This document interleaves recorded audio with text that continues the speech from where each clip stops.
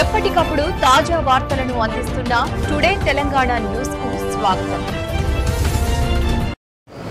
ఈరోజు సెప్టెంబర్ 21 రోజు కృతి శెట్టి జన్మదిన పురస్కరించుకొని స్థానిక గవర్నమెంట్ మాతా శిశు హాస్పిటల్లో 200 మందికి అన్న టిఫిన్స్ అండ్ పండ్ల పంపిణీ, వెంకటేశ్వర టెంపుల్లో పూజ కార్యక్రమం అండ్ మళ్ళీ రోడ్డు మీద అనాథలకు ఫుడ్ డొనేషన్. ఇప్పుడు మరియు కృతి శెట్టి ఆదేశాల మేరకు ఇంకా 10 మందికి సేవ చేసేయడానికి 10 మందికి ఉపయోగపడుతుందని కొన్ని బ్లడ్ బ్యాంకులలో హాస్పిటల్లో పిల్లలకు బ్లడ్ లేక బాధపడుతూ ఉన్నారు. అందుకు కృతి శెట్టి ఆదేశాల మేరకు ఒక 15 మందితోటి బ్లడ్ క్యాంపు చేయడం జరిగింది. నా పేరు నరేష్, కృతి శెట్టి ఫ్యాన్స్ అసోసియేషన్. నమస్కారం. ఈరోజు మన బ్యూటిఫుల్ మన అందాల తార కృతి శెట్టి గారి జన్మదిన వేడుక సందర్భంలో ఈరోజు మెగా నరేష్ గారి ఆధ్వర్యంలో 15 మందితో రక్తదానం నిర్వహించడం జరిగింది.